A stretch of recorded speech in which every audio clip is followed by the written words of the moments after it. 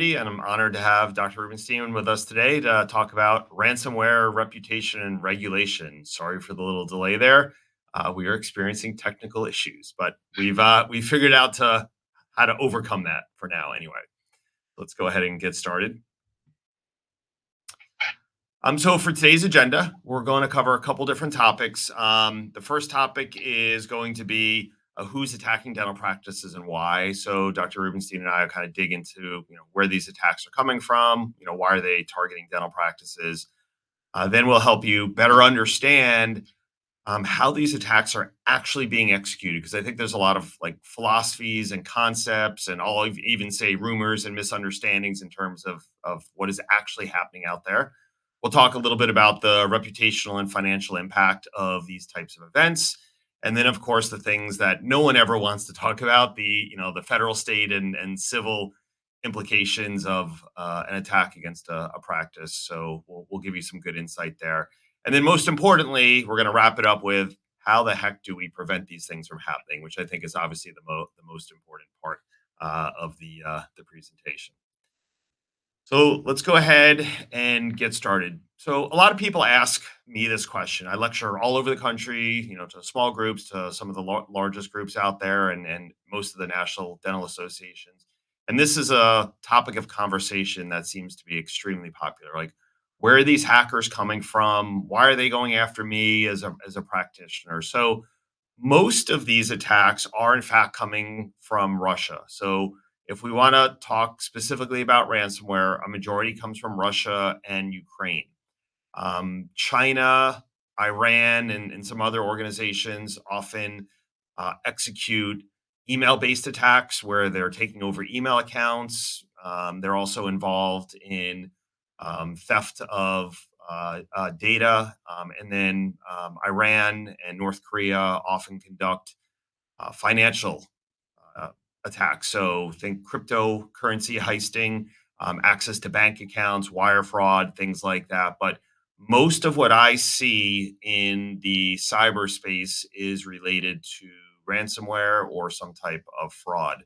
Kind of put it in perspective, I've done hundreds of cyber events in the dental space, ransomware, account takeovers, financial fraud, etc. But most of the stuff is in fact coming from Russia and Ukraine. And the question always comes up, well, why are they coming after my practice, right? I'm a small practice with 15 computers, and there's no way they're going to target me, right? But Dr. Rubenstein, you and I have talked about this quite a bit. Plenty of practices that are not a DSO, one location, maybe two, with 10 to 20 computers, and they do in fact fall victim to. Absolutely. I think we're a prime target, frankly, because we have a lot of the same requirements to protect all of our information as a hospital does, and yet we don't have anywhere near the resources generally, and often we don't have the help that we need to do it. So we're definitely targets. Yeah, absolutely. And I think you nailed it, especially kind of the first talking point here, which is dental practices typically don't have the same level of cybersecurity in place that NYU has, or Columbia, right? If we're going to talk New York here. So, Right. It becomes actually pretty easy for hackers to gain access to networks, right? Your colleagues always tell me, oh, I have a firewall and I have antivirus software and I've been promised that I'm secure and I have next generation technology, so I'm safe. And then we turn around and we get phone calls from the exact type of practices that are making those statements where they are a victim of ransomware. And how the heck did they get in? I thought I was actually protected. So we're gonna talk about that in quite a bit of detail in terms of how are these threat actors actually technically gaining access into your networks. Hackers also know that most practitioners have insurance. In fact, one of the crazy things we see when we start negotiating with hackers to try and get a practice's data back or get encryption codes to unlock the data, they will often make statements like, "We know you have $500,000 worth of insurance or $1 million," and Dr. Rubenstein's shaking his head, and in a positive way, well, not positive for this situation, but he acknowledges it, right? And I'm concurring. yes, concurring. Thank you. Yes. Because when the hackers gain access to the practice's network, they actually will scan or query for insurance policies. And if they find a copy of the insurance policy and it says they have $1 million towards an extortion fee, guess what your ransom demand is going to be? $1 million, because the hackers know there's a high likelihood they'll get, most of that, if not all of it. So pro tip number one, don't keep your insurance policy on your network, right? Print it out, right? Keep a hard copy at your house, keep a hard copy at the office.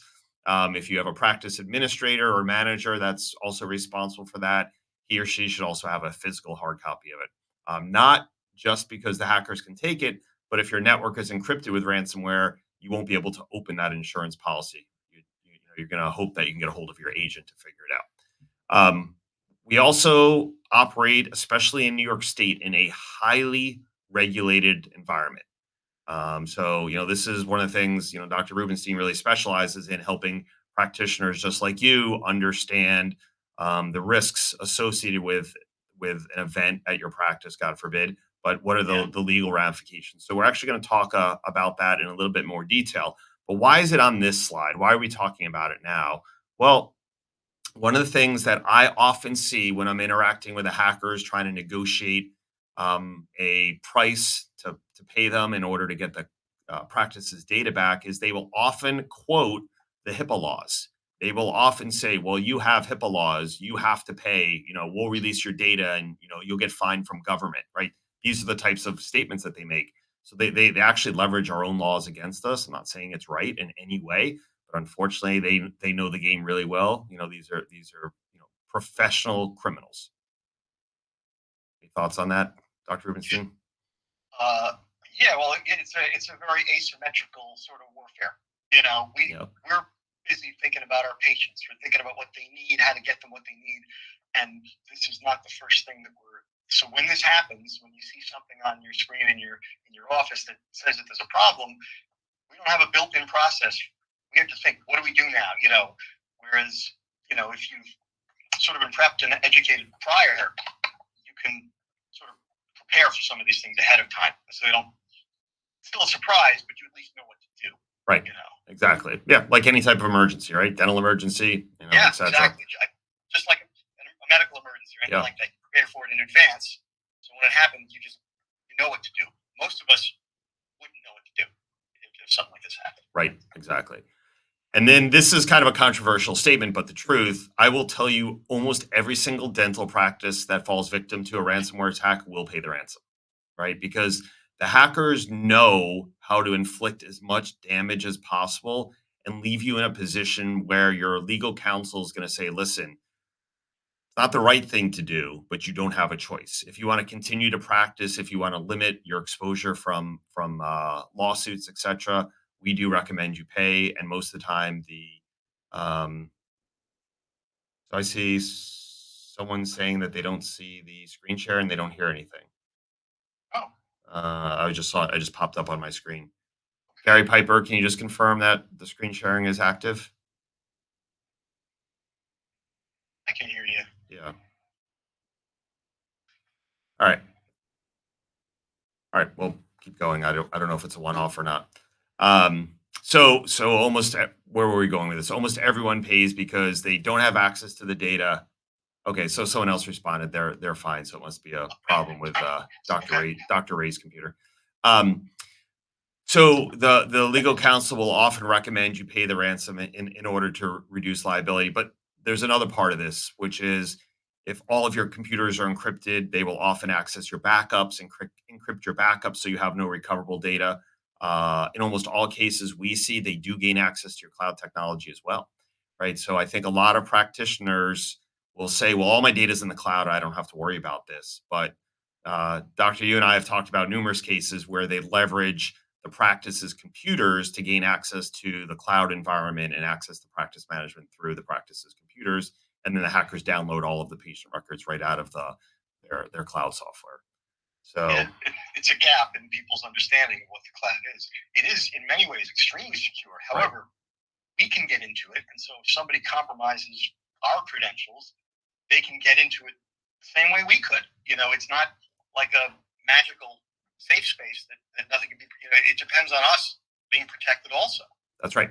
Yeah, I'm a huge proponent of cloud. I built, one of the very first dental cloud technologies in the late Yeah. 90s and 2000. So it's not a negative thing towards cloud, but to your point, we have to think differently, right? Because There's a this, tremendous yeah, misconception because a lot of us, including myself, I've moved the majority of my practice information to a cloud-based system, but there's a misperception that once you do that, you don't have to worry about security anymore. yep, They handle it, and that is, it doesn't mean the cloud is bad, but you still have to think about it. It doesn't magically make that go away. absolutely. And from a technical, non-technical perspective, one of the ways that hackers gain access to this cloud technology is in almost every cyber attack we deal with. The hackers will deploy screen sharing applications on all your computers. So think of it as like log me in, splash top, some type of remote access. And understand when they install that software, they are physically, right? I'll do air quotes, sitting in your office at your computer, right? Because they've remoted in and taken control. And typically, what they do is they watch for behaviors.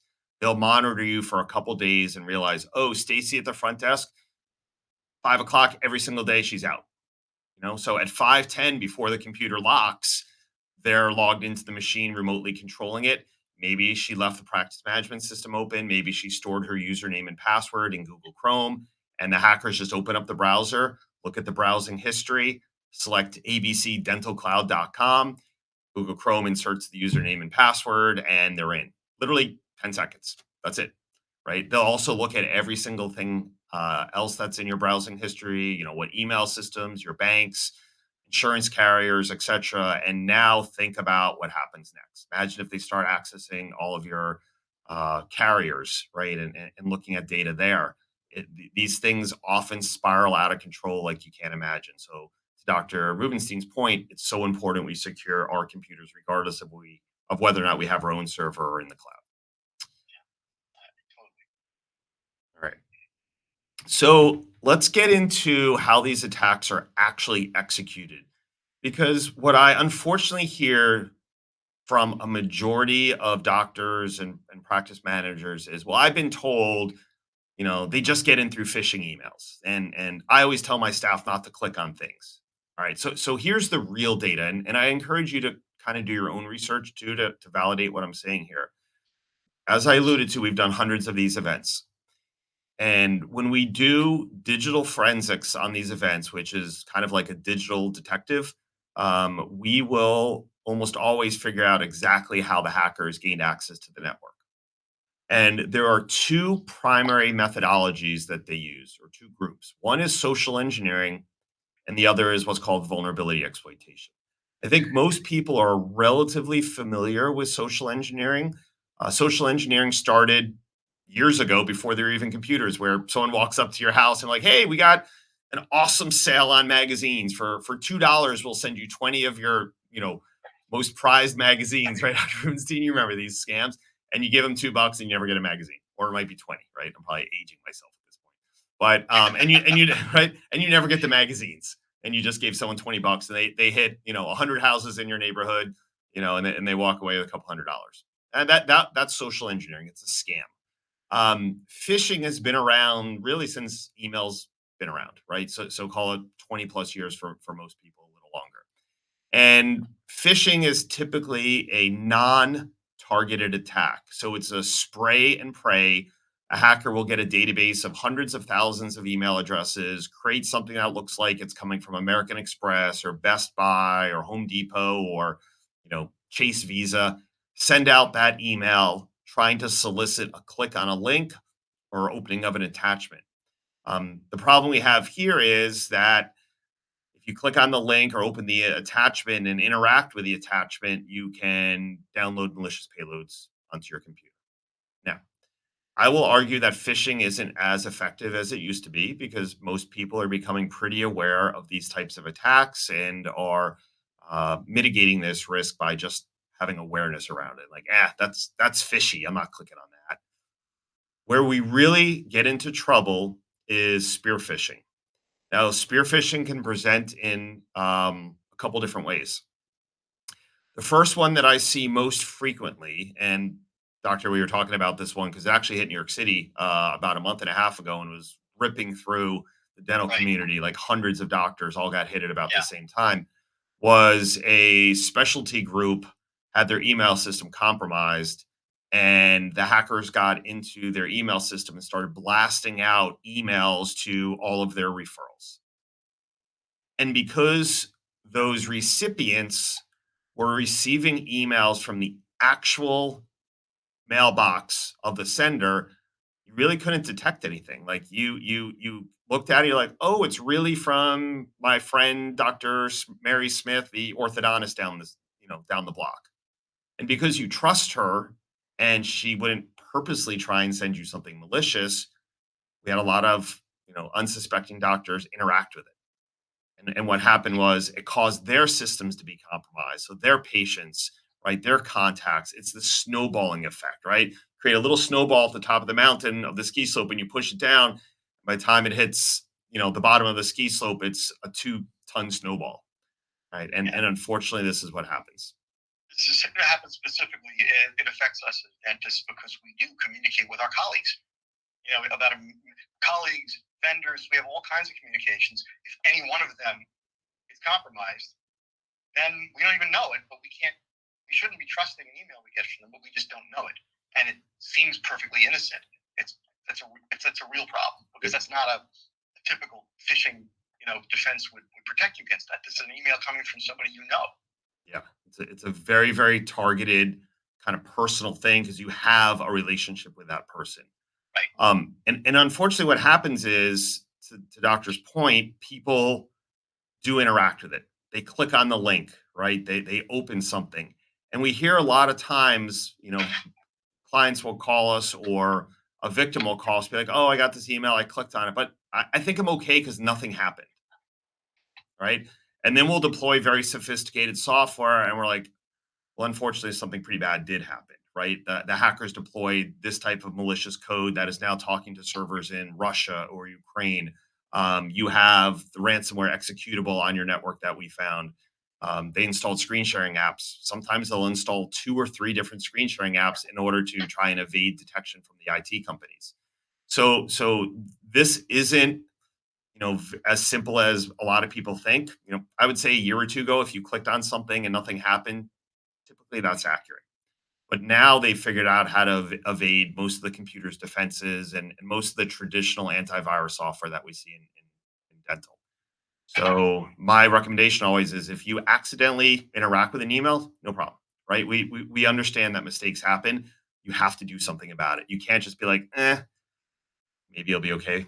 I guess I'll know in a couple weeks, right? I'm not saying that's the right attitude, but there are victims that say, well, thinking about it, I did click on something 2 weeks ago, and now they're in an event that's going to cost them $500,000. All right, spear phishing. To kind of continue on that, another really interesting attack that I've seen quite frequently is this. So we'll use Dr. Rubenstein as an example. Dr. Rubenstein receives an email, and he looks through kind of the string of emails, and he's reading some correspondence between his accountant and as an attorney, right? Something's going on that those two are interacting with one another. And then as he reads up to the top of the string, it says, I recommend we pay $5,000 in taxes, right? So that's the attorney telling the accountant that the attorney recommends to pay 5,000, and then Dr. Rubenstein sees it from quote unquote his accountant saying, "Hey, write a check, to for $5,000 and send it here or wire the money." And because he's reviewed the whole string and he's like, "Yep, that's my attorney, that's my accountant. All right, I'm going to send the 5,000." He sends the 5,000. This is all sophisticated social engineering. They're looking at potential behaviors of you. There may be posts on LinkedIn, and they're connecting the dots, or more likely they got into someone's email, right? And they see that Dr. Rubenstein works with Mary Smith CPA and John Jones attorney, and they create this whole fake string. And I tell people this all the time, like, really, they're going to go to that extreme? I'm like, for 15 minutes of work and 5 grand, that's a nice return on your money, right? Sure. And Absolutely, they will. yeah, for sure. So They do it that's for less, probably. exactly right. And then if they'll look at the business, they'll look up the size of the business. LinkedIn tells you everything. You go to businesses' websites, and if they see it's a larger group, they may say 50,000, $100,000, right? And some organizations wouldn't even blink if they had that chain of events. I'm not saying for small practices that you would just send 50 grand. But look, we've had single provider practices who fell victim during acquisitions, right? Where a hacker was watching an entire transaction between seller's attorney, buyer's attorney, um, uh, an accountant, and a DSO. And at the very last minute, the hacker sends an email to the DSO saying, "Hey, my accountant just advised me to open a new bank account for this transaction. Please wire my $1 million here." And there's been situations because I've dealt with these personally, where the DSO didn't do a validation by calling the doctor, sent $1 million, and the hackers got $1 million. But it gets more interesting. Whose fault is it? Right? Where did the breach start? Was it, one of the two attorneys? Was it the seller? Was it the buyer? And now which insurance carrier is going to pay for the loss? It's not a pleasant situation. It took months for that doctor to get their money. So, I will be counterintuitive here and say, of course, we're always interested in whose fault it is because right. that's who's going to end up being on the hook or whatever. I used to have my dad was a great dentist, and I practiced him for many years. And whenever I would say something wasn't my fault, he would say, "It doesn't matter; it's still your responsibility." Yep. So these things are we're the guardians of this information. Everything in the four walls of our practice, even if it's not our fault, it's still our responsibility. So we have to adopt a posture that will allow us to be responsible for things that we may not have total control over. It's not fair. It's not fair. Guess what? Welcome to planet Earth. It's not fair, but that's the way it Yeah. is. And you bring up a really good point. I remember when I started Black Talent back in 2017, my dad had just retired from oral surgery. And I told him, I'm going to start a cyber company to help doctors, not be victims. And I was explaining kind of all the ramifications from a HIPAA perspective. And he said something really interesting. He said, "So I'm the victim of a crime, and now I'm going to get punished by the government." And I was like, I can't disagree with you. You're 100% right. Sometimes it's not fair. I never thought of it that way. Yeah, It's it's even worse. it, Yeah, it, it's true. it's interesting, but the reality is, right? I've never seen someone punished for trying to do the right thing. It's typically, I agree. yeah, I agree, and which is why I don't like when certain people, companies just try and get everybody to panic about these things and not be logical. It's the, the, the government isn't running around like trying to get us. right. They just want the information to be safe. They want us to Mhm. do the right thing. I agree with you. When you've made a good faith effort, you've really tried to do the best you can, and you still get compromised. You're much more likely to get some leniency there than if you were ignoring a bunch of stuff and got compromised. Right. It's totally different. They're human beings. They take that into consideration. Yeah. You got to do your best. For sure. And you're 100% right. I've done a ton of cases with law firms, the victim, and Office for Civil Rights, which, is kind of the enforcement arm of HIPAA. And what I typically see is exactly what you and I just described. If the victim can show, "Hey, I had a firewall, I was scanning for vulnerabilities, I was training my staff, I was really trying to do the right thing," they're basically going to slap you on the wrist and say, "Okay, going forward, here may be a couple other things we would like you to do." And then in a year from now, validate that you're actually doing it, send us a letter. On the flip side, if you're like, "Oh, I didn't know I needed to train my staff on cyber. Yeah, I didn't want to spend $300 on a firewall," right? Yeah. Stuff like that. The six figure, settlements may come out pretty quickly, and you're Yeah. going to be on the hook for a lot of money because the government's like gross negligence. Like your practice makes $1 million a year, and you don't want to spend $300, $500 on a firewall. Like it's Right. unacceptable. Um, And they're right, frankly. right. And there's plenty of us. Look, I got some gray hair here. I mean, I remember how it used to be paper charts and all the information was in a box and a physical box. You can't think it's not that way anymore. And just because maybe some of us are a little older, you know, that's not an excuse for thinking that way. We have to think about it the way it is right now, which is the stuff is all in ones and zeros, can move quickly. And responsible. We're responsible for it. We have to take prudent, proper steps to protect it. That's why we're here listening to you, Gary. Yeah, absolutely. And you bring up something really interesting because you said something that I see all the time. Data moves quickly. right? And when we do these investigations for these ransomware attacks and theft of patient data in these practices, one of the things that the IT company almost always says to us, well, we looked at our firewall logs, there was no big movement of data. And I said, okay, look, I appreciate that. But let me ask you a question. If the doctor watches a 1 hour YouTube video during lunch, is that more or less data moving through your network than all your patient records?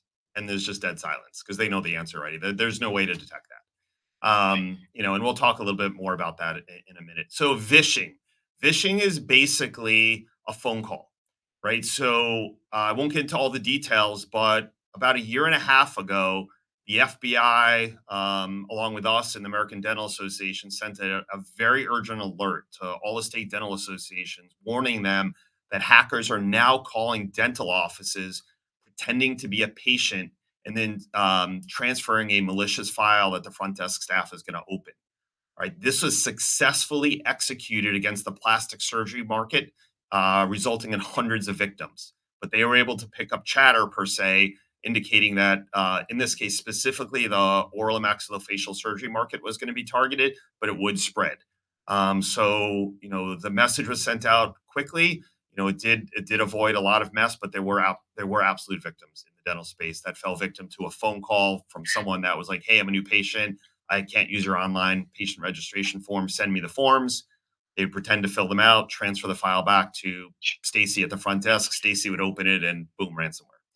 Right. So phone calls, like we're all like good at hanging up on people that are telemarketers, but are you going to hang up on someone that might be a potential patient that's really a hacker? So we have to think differently, right? I don't even know if I told you that story. So I yeah, I did not hear that one. yeah, You have a lot of stories, Gary. I want to hear them yeah, all. yeah, But that I totally believe yeah, because it pinpoints a specific vulnerability, which is our good naturedness in wanting to help people get the information they need, help them get into our. We want more patients. If somebody's trying to find a way to get into our practice of patient, we want to help them. for sure. That's our instinct. Sometimes that needs to be shortstopped by a little prudence, a little bit of Right. planning. Look, these are criminals. They know how to target people, right? And in healthcare, they know 90% of people are helpers and problem solvers, right? They just want to be good people. That's a very interesting way of putting it. Yeah. They're just like muggers. I mean, they're pros. They'll look at a bunch of people. They know which one they want to mug. They know who's. They're just giving off. People are giving off vibes of who's more vulnerable. In technology, we give off different kinds of vibes. We're not used to them, but you get an impression from how business conducts itself whether they're more or less victim Yeah. victimization worthy to a criminal. So you're 100% right. Like I got 20 years law enforcement experience. Like you hold your head high, you look like you're paying attention, you have situational awareness, you're not buried in your cell phone walking down the street. Criminal may walk past you. If you look like you're not paying attention, you can't take care of yourself, bad things can potentially happen, right? So point well taken. All right, smishing is text messaging. I think most people are pretty good with this. It's that text message that looks like it's coming from Chase Bank saying, we detected fraud on your account, and you're like, oh my god, I'm literally sitting on a plane at JFK, and I need this credit card to travel. And you click on the link, you punch in your username, password, and you just gave the hackers access to your bank account because it wasn't really Chase, right? So tech fraud. This is another good one. This is becoming more and more popular. And actually, if you look at some of the more recent events, i.e., Salesforce, if you kind of follow this, Yeah. a lot of very large companies were compromised over the last 2 months because they convinced Salesforce technicians that they needed access to the network, to the database. Excuse me. So how could tech fraud be executed against the dental practice? Very simple. I can go to Dr. Rubenstein's website. Maybe I see a picture of his um, uh, imaging system, his pan, for instance, or he's got some quote about some software he's using. And all I do is pick up the phone.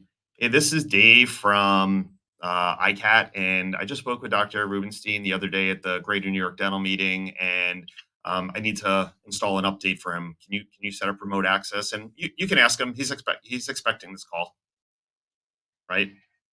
Look, I think some people will be like, "No way, let me go talk to the doctor first," and be like, "Oh, okay, let's see. Yeah, he was definitely at that meeting last week, and yeah, we have an ICAD in our office, and We've been talking about getting an update. Sometimes it's just bad timing or good timing, depending on what side you're on, right? So Right. tech fraud is a real thing. They can also spoof the phone number. It can appear to look like an actual company that you interact with. It's not hard to figure that out. Ask ChatGPT in 5 seconds. It'll list out every imaging company or practice management company, and ask it, hey, what's the most popular practice management software for dentists, and it's going to tell you. I mean, you can get everything you need to execute an attack in 30 seconds, right? I should do a demo on that one day. Payroll fraud. This is a nasty one, right? And I've seen so many victims, but this is probably the easiest one to beat. So basically, what they do is they'll use LinkedIn, they'll use Facebook, your website, and try and determine who they think in the practice handles payroll. If it's a smaller practice, they're going to target the doctor. If it's a larger practice, they're probably going to target a practice administrator, or for a larger group, it may even say HR. And what they're going to do is they're going to send that person a form from ADP because they assume most people probably use ADP. And on that form, it's going to have someone in the practice's name, their home address, their date of birth, all that stuff, which is pretty much available all over the internet at this point. Send it to that person. But on that form, it's going to have a new routing number and a new bank account number. So the person who handles the payroll will look at that and be like, "Oh, Jennifer's just opened a new bank account, no problem. Log into ADP, enter the new routing information, run payroll."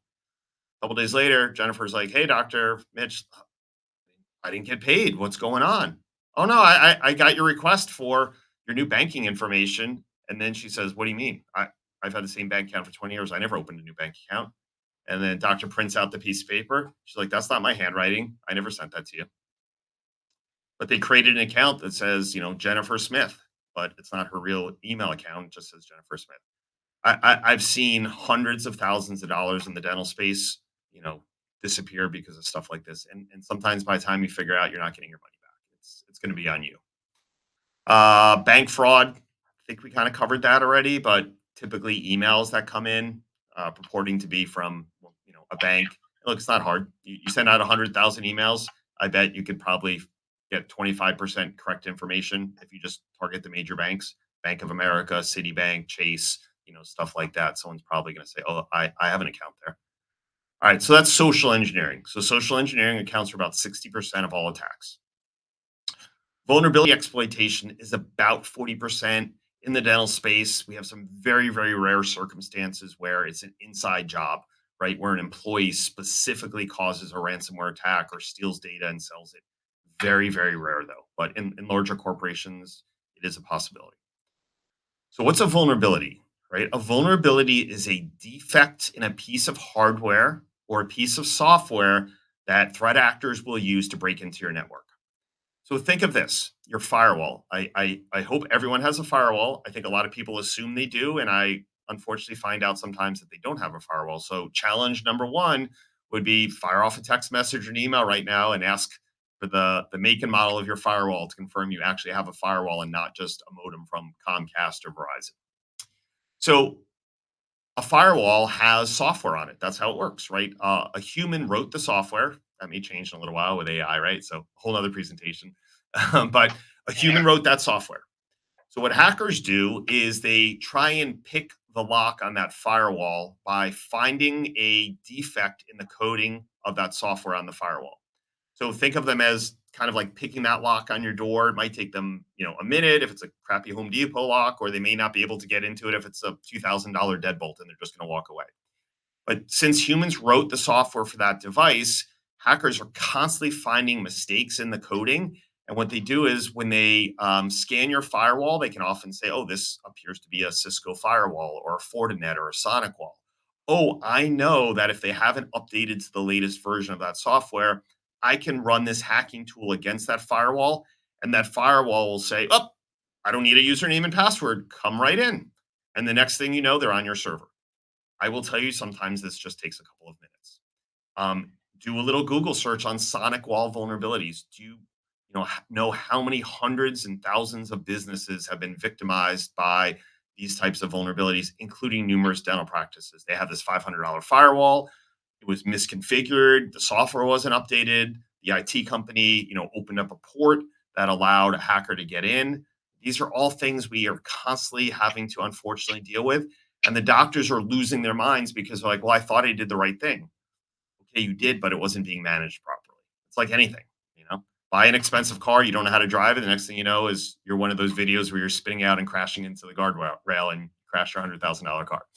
All right, so stupid example, but hopefully that makes sense. No, no, Yeah, it's an example of yeah, having a small lapse, apparently small lapse in judgment, and all of a sudden you destroyed something really expensive and valuable. So yeah, in some ways, it's a pretty apropos example, I think. yeah. All right, good, cool. Operating systems. Why do you think Microsoft pushes updates almost every week?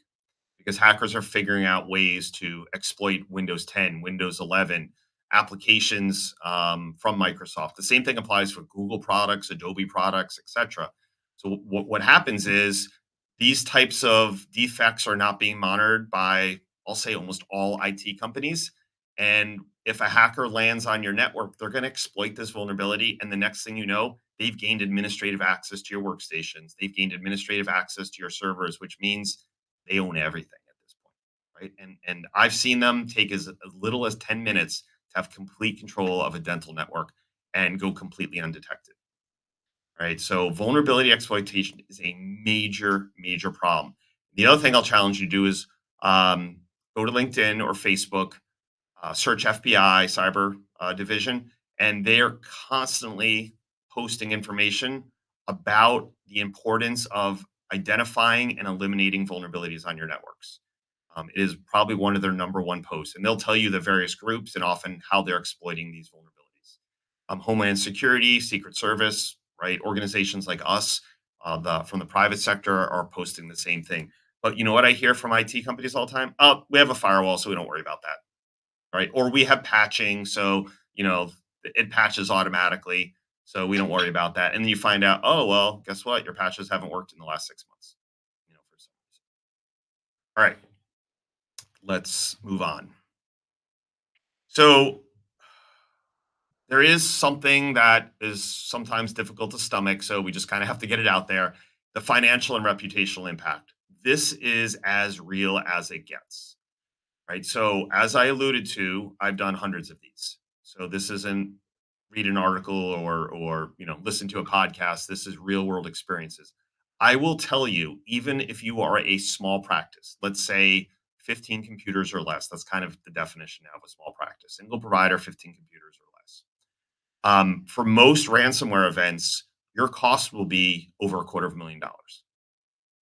And you're probably thinking, like, how the hell could it be that expensive? Well, you have lots of things to consider here, right? And from Dr. Rubenstein, your perspective, I'll let you jump in on the compliance stuff, but plan on being down for 10 days.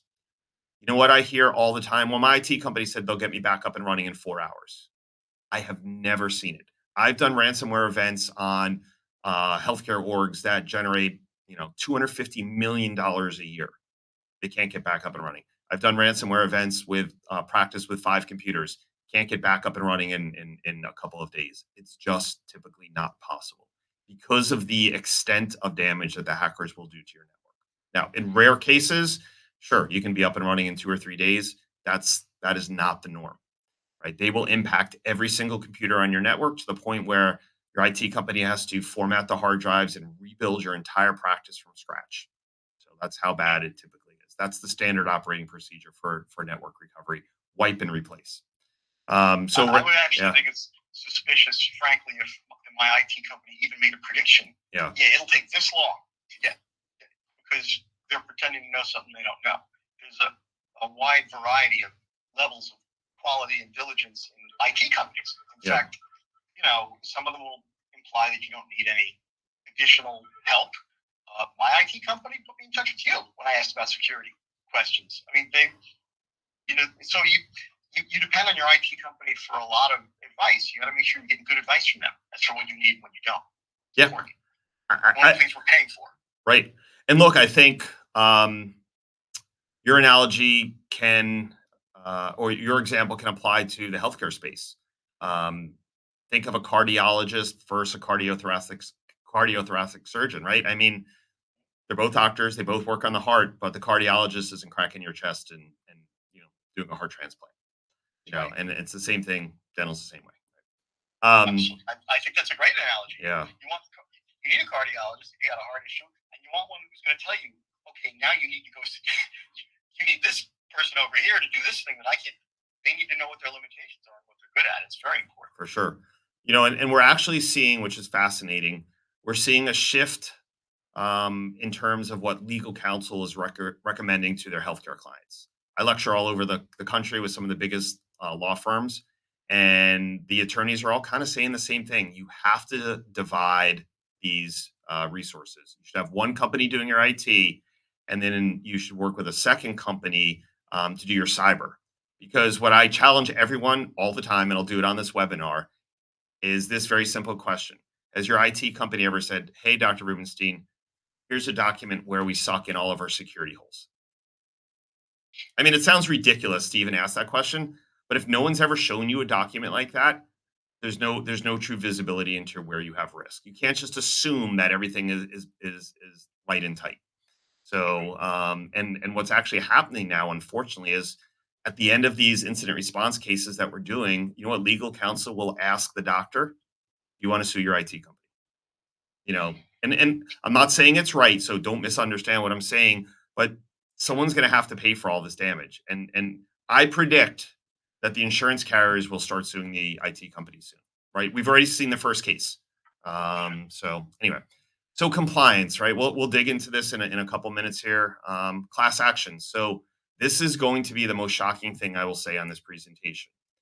If you are the victim of a ransomware attack, your legal counsel will say, "Doctor, just so you understand, in about 4 weeks after we report this, you will face multiple class action lawsuits."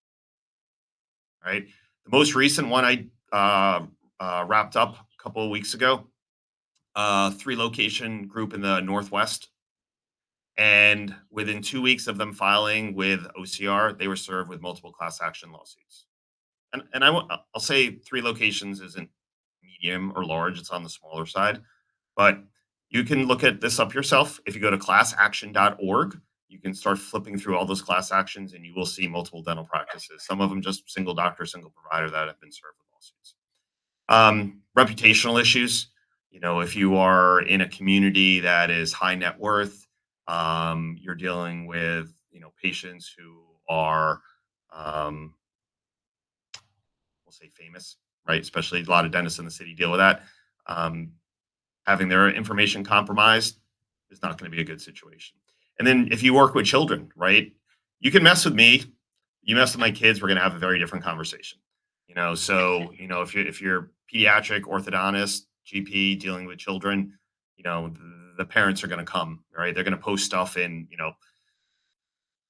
parents of Westchester County, New York, right? Oh, Dr. Smith's network got hacked and they got all my kids' stuff, including their photographs and address. Yeah. And, I mean, this is just unfortunately what happens. Your office doesn't smell right, they complain. I mean, it's just like, so that's what we're dealing with. So there's a lot more to this than just the technical aspects of it.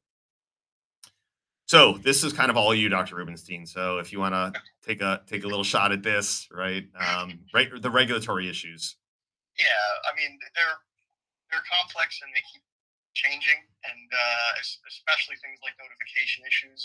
Uh, we try to keep our educational material up to date, but the bottom line is when you have any of these things happen to you, you can't just keep it to yourself. You end up you notify people about them, and you end up needing to assure people that you've done something about it, and you need to document. It's really not any different than clinical practice.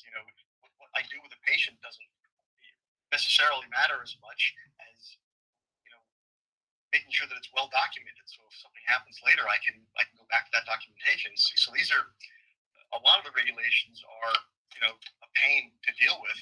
Some of them are actually good for us, like the requirements of what we document and things like having a good risk assessment in place that you've even looked at your internal systems to say, okay, they're not. We're, as dentists, we're very strange about this kind of stuff, about being such perfectionists about things. Not that that's a bad thing, but when we look, a dentist wants to assess the risk of his practice or her practice and looks at stuff and finds problems. We don't want to kind of document what those problems are. We just want them to go away. But you have to document it. It doesn't mean you're bad. It means you've kind of defined what you have to work on. I mean, All of these things are super important, not just for satisfying the regulations, but also for the actual protection against the event itself. They're equally important. Absolutely. Thank you. So, types of attacks. I think everyone has heard the word ransomware. Ransomware basically locks or encrypts your files so you can't access them until the hackers give you a decryption tool to unlock them, and they're going to give that to you after you pay the ransom. Most ransom demands for small practices will be six figures, $100,000 and up. If you're a multi-location, call it 5 locations, the ransom demand could be $1 million or more. We're also starting to see ransomware attacks, extortion events where the hackers actually aren't encrypting any of your data. They just steal everything on your network. And in most cases, the result is the same. You're going to pay. Email account takeovers. This is the number one problem right now. We're seeing so many practices have their email accounts hacked because people get spearphished. They give up their credentials and the hackers get into the email. And I argue sometimes this could be worse than ransomware. Think about how long you've been in practice, how many interactions you've had with your colleagues about patients directly, all that confidential information. And then you have doctors who are using personal email addresses. So there are probably emails in there that an attorney who subpoenaed your email account because of a breach is not going to be too happy to look at, right? When offhanded comments and things like that. So never ever commingle patient data with your personal stuff. Get two separate accounts. Get a real That's something business that happens very for frequently. sure. Is people just have it's their online presence. They don't kind of segregate these things, and it's really important to do it. There's a lot of different ways of doing this stuff, and I try not to say, "Oh, this is right, and this is whatever." But if you have an email address for your practice and it's still drbob@aol.com, you can't do that anymore. You have to have a set of you really have to have things better organized than that than you would for your sending your kids some vacation pictures or something like that. It can't be the way we run our practices anymore. Yeah, completely separate private and practice information. Yeah, really good stuff. I'm not going to really get into crypto jacking. If we had a little more time, we could talk about that. Was another problem if you guys are playing with cryptocurrency. Hackers are gaining access to your browser, sometimes your phones, and then ultimately getting access to your crypto and migrating it, transferring it out to their wallets. All right, so now let's talk about all the good things, right? How do we prevent these types of events? And Dr. Rubenstein, I know you have patients, so if you have to hop, totally get that. So, I'm just going to real quick. Yeah. I'm going to have to get off in just a second. Okay. I do have some patients. We're going to talk about. For anybody who's wondering why I'm here because you told me you were doing this thing, and I wanted to come on with you because you've been helping me with this stuff for a while now, and I'm somebody who's fairly technically savvy for a dentist. And I learned so many things in our partnership that I didn't even know before. That's one of the reasons I enjoy doing this. So I really appreciate it, and I appreciate you letting me be a part of this. I'm going to have to get off in just a couple of minutes, but I appreciate it, Gary. Of course, it's always been fun talking with you. All right. All right, awesome. So, as much as everything that Doctor and I talked about, for lack of a better word, kind of sucks, right? It's tough to stomach this stuff. Like you didn't go to dental school and ever hear, oh, I'm going to be hit with a class action lawsuit. So there's a lot of amazing technology and really smart people out there that can prevent these types of events. So I alluded to the fact that hackers will scan your firewall. Everyone's firewall out there will be scanned by hackers, period. The hackers will scan millions of IP addresses and you will just be wrapped up in those scans. And to prevent a hacker from finding these vulnerabilities or defects on your firewall, you have to have your firewall scanned every single day looking for vulnerabilities. These are known as external vulnerabilities.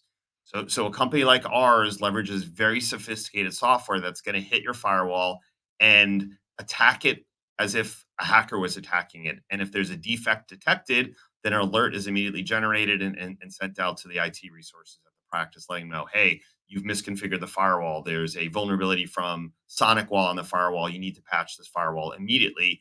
And by proactively doing this, you're preventing an event at your office. Internal vulnerability scans. Some practices will once a year run a vulnerability scan because their IT company says to do it.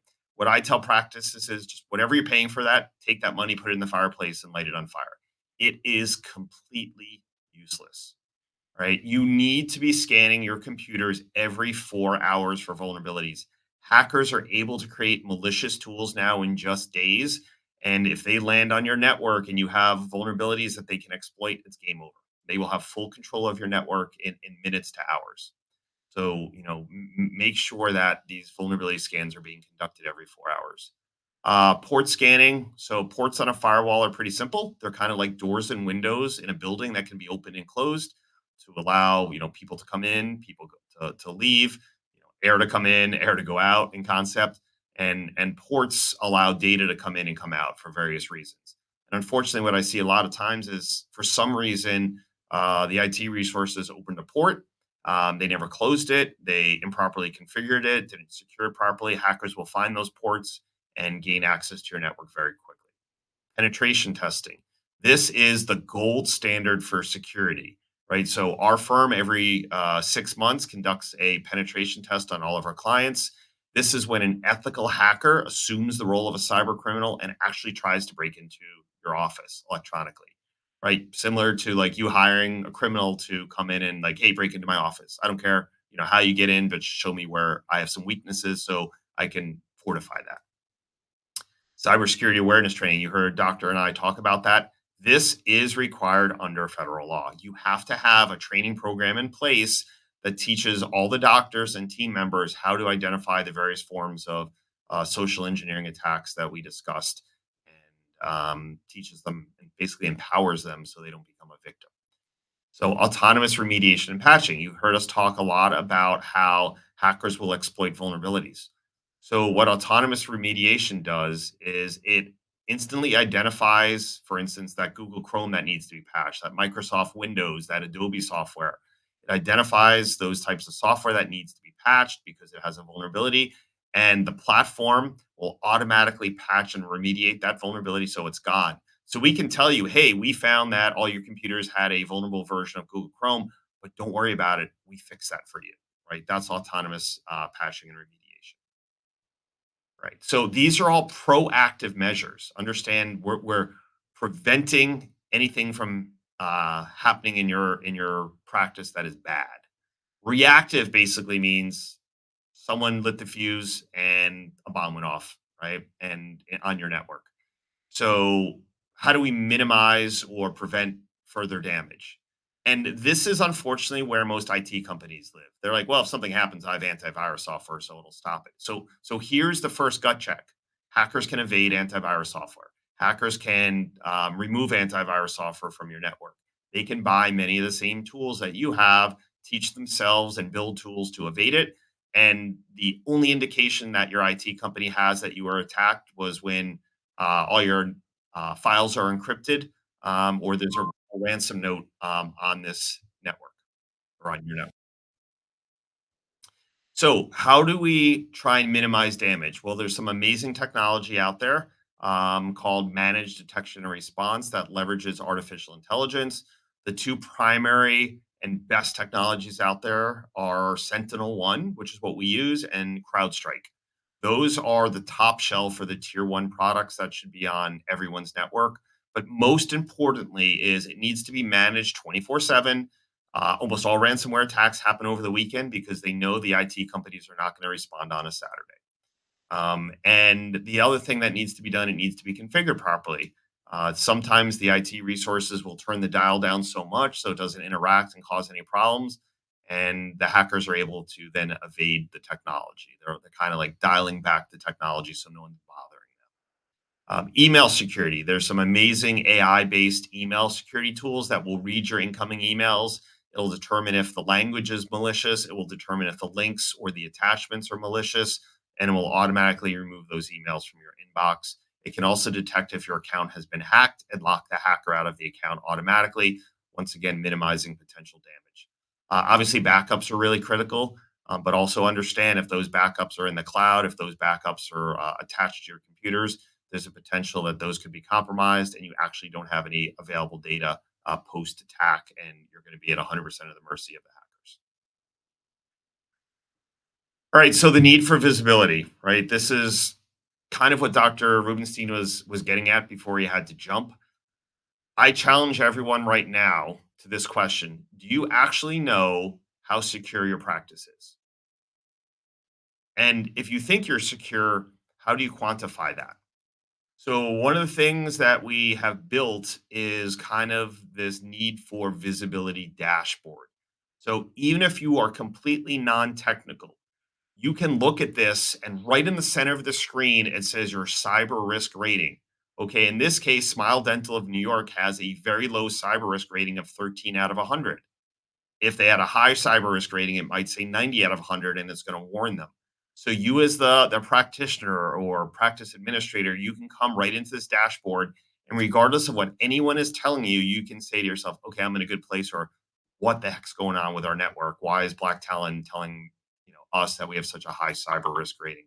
So all of this visibility basically addresses your key risks. It addresses your training because it'll train your staff. It'll let you know how many people have trained, haven't trained, passed, failed. It'll let you know how many critical vulnerabilities you have in the top left-hand corner, how many threats have been stopped by the AI technology. And then in the center, you see that long horizontal line. You can benchmark your practice against 2,000 other dental practices that leverage our technology. And you can see, am I more secure, on par, or less secure than 2,000 other practices? That's really a good benchmark, right? So all of this data is at your fingertips. And then if you're a little more technical, or your IT company is going to address the vulnerabilities, they can log into this as well, and they can see exactly what's wrong with a computer, a laptop, a server, and have information on exactly how to fix that vulnerability so you have less risk, right? There's no such thing as a network with zero risk. Every single network, every computer has some type of risk. It's all about visibility and minimizing risk. So this is really where we're at from a cyber perspective. What I find most doctors doing is they are running their practices on a hope and a prayer, right? They're assuming security is being done. But I will tell you, and Dr. Rubenstein kind of said this, almost every practitioner will quickly realize, ooh, I don't think I'm as secure as I thought I was after I saw the data that came back from Black Talon, right? So this is the type of data you really need to have. You know what? From a regulatory and compliance perspective, to tell an investigator, look, we were doing everything possible every month. I had full visibility into my risk. We were trying really hard to be secure. It will definitely change the discussion that's going to be had versus you saying, well, I hired an IT company. I thought I was secure. And you know what the investigators are going to say? That's ultimately your responsibility to know whether or not you are. So anyway, thanks for staying a couple minutes late. Sorry for the technical issue at the very beginning, but we made it work. Here's my contact information. I've been in the dental technology space for 33 years.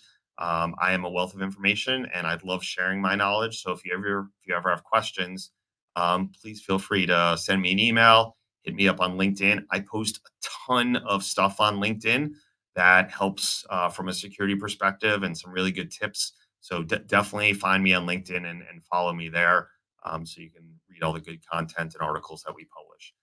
I truly hope you learned something. I want to thank Dr. Rubenstein for his time and effort today. He is a wealth of information when it comes to HIPAA. So it was an honor having him on this call as well. And enjoy the rest of your day. Thanks so much. See ya. How can you minimize cyber risk if you lack visibility into security metrics? Critical business decisions need to be based on verified data, not assumptions or feelings. Be confident that you're always protected with the all-new Eagle Eye, providing total visibility and control over your organization's security posture, and empowering everyone from executives to IT professionals to mitigate cyber risk. Eagle Eye simplifies your security data, making it easy to see gaps. Assess your cyber risk rating across the entire organization or by each location. View risk level trends over time, benchmark against other businesses, and dive deeper into all data points comprising your total risk potential. From software and hardware vulnerabilities, detected threats and attacks, to firewall misconfigurations and more, Eagle Eye has you covered with the KPIs and actionable insights necessary to elevate security. Meet compliance standards with employee cybersecurity awareness training and test comprehension levels with simulated phishing emails. Stop wasting time and resources on ineffective security measures and start strategically minimizing cyber risk within your business. Your current security solution cannot predict a cyber attack.